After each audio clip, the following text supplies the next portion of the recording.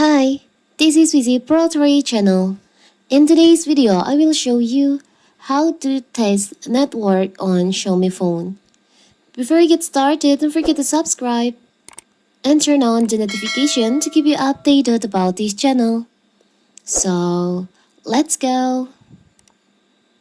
When you try to buy a flight while finishing work project and submit an important email, your internet bills, you start to wonder if your internet speed is dangerously slow.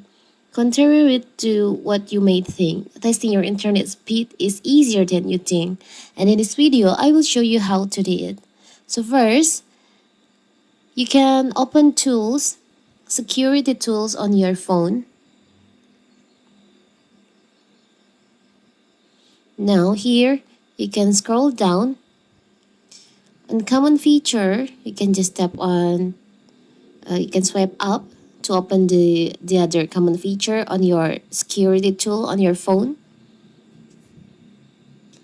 And you can find there is an option, test network. You can just tap on that. Here you can tap on test network.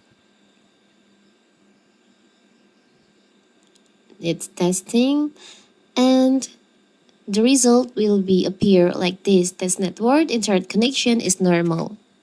So that is how to check your internet network on your Xiaomi phone.